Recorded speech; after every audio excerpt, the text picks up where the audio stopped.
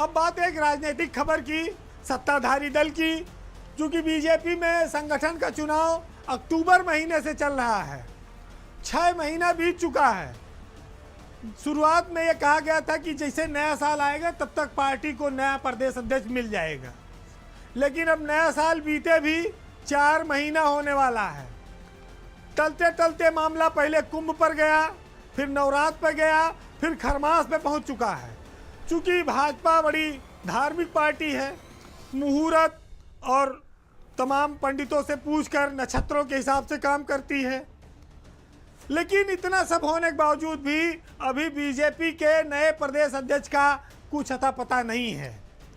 इधर मामला ये गर्मा गया कि दलित और अम्बेडकर वाला मामला आ गया, राणा सांगा और रामजी लाल सुमन वाला बवाल खड़ा हो गया।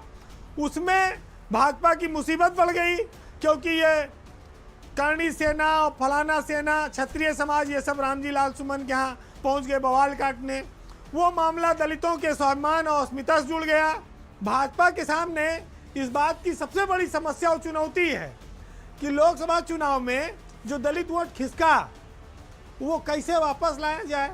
बीजेपी कहा जाए एक तरह से उपापोह में है, क्योंकि आपको याद होगा 2017 में केशव प्रसाद मौर्य और 2022 में स्वतंत्र देव सिंह के अध्यक्ष रहते बीजेपी विधानसभा का चुनाव जीती।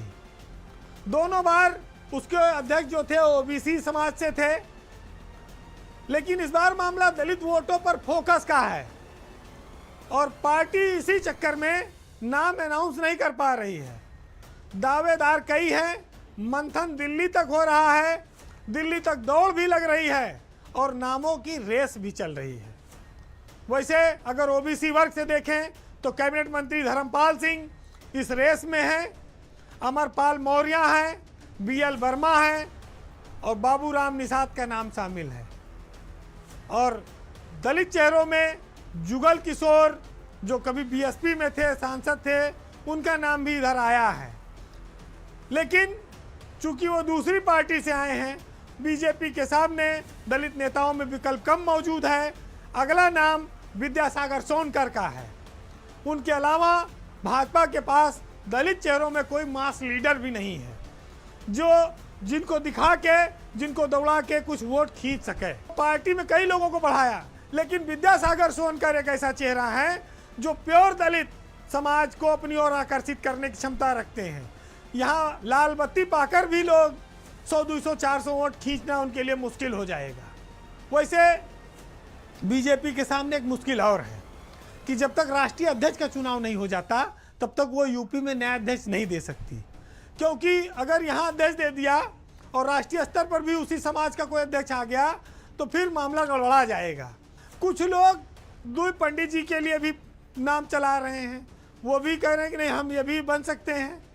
इसमें सबसे प्रबल दावेदार वो में उत्तर प्रदेश में डिप्टी सीएम रहे हैं दिनेश शर्मा। शर्मा जी लखनऊ के मेयर भी रहे, सरल स्वभाव के व्यक्ति हैं, डिप्टी सीएम रह के गए सांसद हैं। वो सर्वमान्य चॉइस भी हो सकते हैं, लेकिन अगर सवर्ण कोई बनेगा तब। दूसरे नंबर पर अगर किसी सवर्ण को, ब्राह्मण को प्रदेश अध्यक्ष में नाम चल रहा है तो वो है हरीश द्विवेदी, वो भी दावेदार हैं।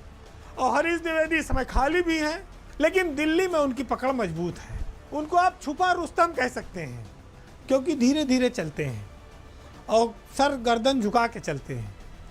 तो उनमें वो सब गुण है जो प्रदेश अध्यक्ष की कुर्सी तक चुपचाप पहुंच सकते हैं। अब भूपेंद्र चौधरी भी ये मान चुके हैं कि उनका कार्यकाल पूरा है। पार्टी में कोई गुटबाजी नहीं पैदा होने दी, ना कोई विरोधी गुट बनने दिया। तो वो एक प्योर लीडर के तौर पर हैं जो अपने विरोधियों को भी सम्मान देना जानते हैं। और शायद भाजपा की यही खासियत रही है, यही नेता उनकी ताकत भी रहे हैं, जिनकी वजह से पार्टी में हर वर्ग में उसकी स्वीकार्यता रोज बढ़ी है।